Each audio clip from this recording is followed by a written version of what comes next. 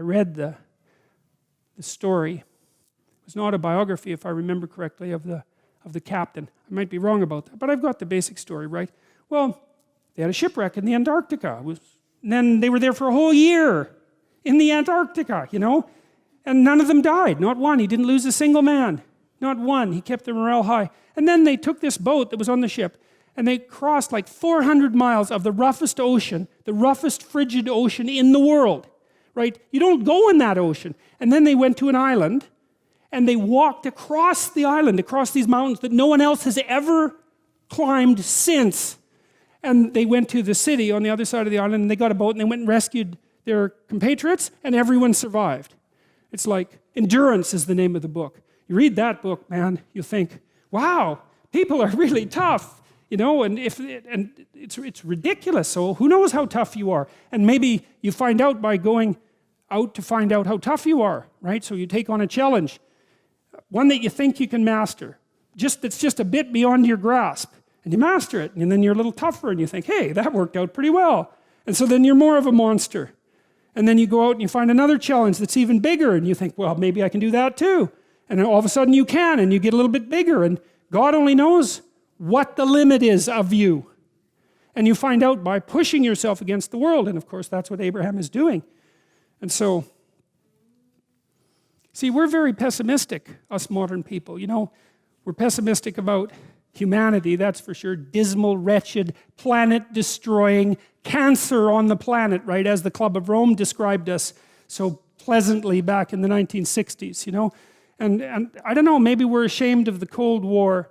Maybe we're ashamed of all the destruction in the 20th century and the hydrogen bomb and the, you know, the continuing catastrophes of our societies, and we're deeply ashamed of that and ashamed of ourselves personally, but it's a hell of a thing to, you know, call us a cancer on the planet. There's just no excuse for that, because what you do with cancer is eradicate it.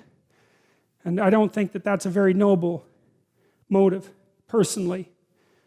And I think it says a lot about the people who would use such phraseology, that they would dare to conceptualize humanity in that manner. But you know, it would be nice if we could be optimistic. And I think, again, the problem with being optimistic is that it's naive. So then the question is there an optimism that's not naive? And I think there is.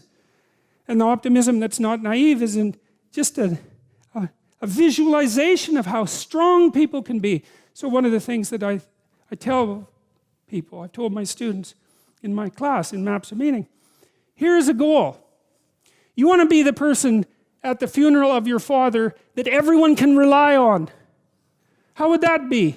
You want to be the person who's broken and useless and adding to the misery in the corner. And look, I'm not making light of people's grief. You know, I understand grief. But who do you want to be when there's a crisis? Right? Do you want to be the person that everyone can turn to for strength? It's like, why the hell not? Why not that as a goal? That'd be a good goal, because then if there's a crisis, and there will be, it won't be such a bloody crisis, because there'll be someone there that can deal with it.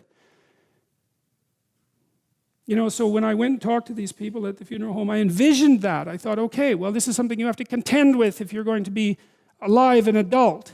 You have to contend with death and suffering, and you have to be ready for it, and you have to be there for the person, because that's all they're going to have. And so there's a goal, man. And in this time of nihilism, you know, it's what's the point of life? People ask, and they're taught that at universities. What's the point of life? Everything's interpretation. Humanity's a cancer on the planet. You know? Well, how about no? How about not that? How about that there's something to us?